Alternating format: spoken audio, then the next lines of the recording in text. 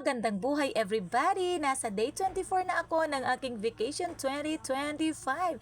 Oo, alam ko, hindi niyo ako tinatanong pero may initiative naman ako mga idol. Magkikwento ako sa inyo ng kusa para hindi na kayo mahirapan na alamin kung ano nga ba ang nangyayari sa akin kahit hindi kayo interesado. O yung nasa mukha ko, ay nako, pulbos yan mga idol.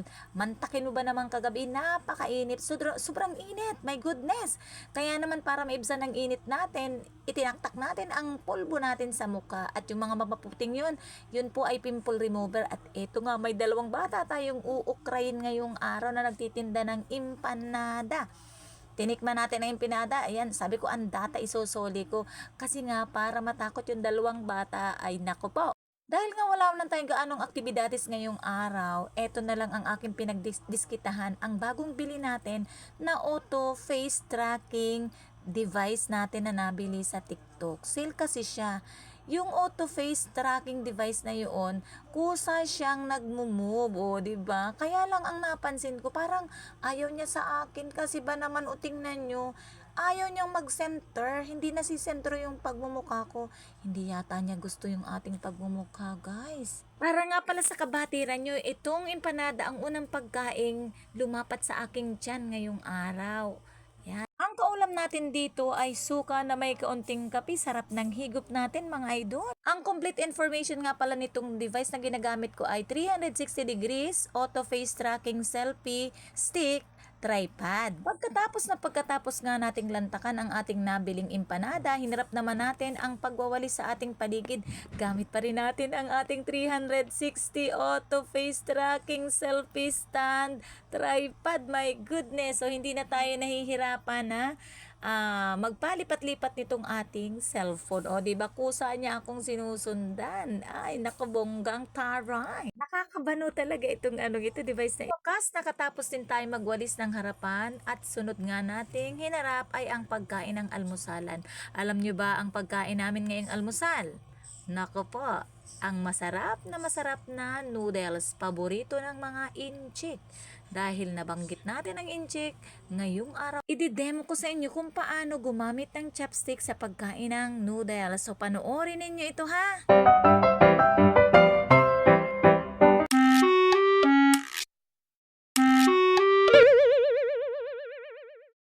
Magkades tayo. Tingnan tayo dito sa ating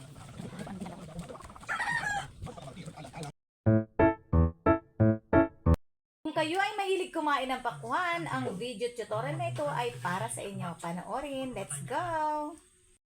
Ngayon naman, ang ituturo ko sa inyo ay kung paano magbiyak ng papaya. Ay, ng papaya. ng pakwan, ng watermelon.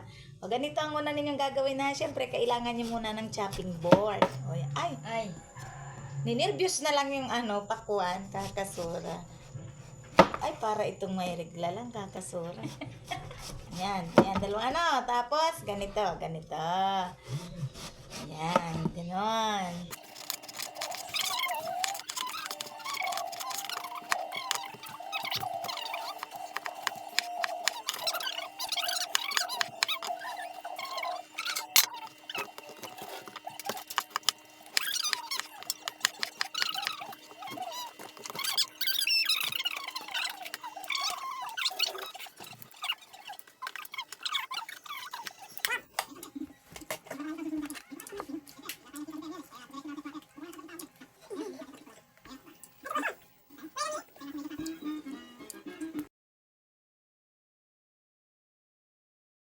Tcharan! Ang aming first batch ng pakwan.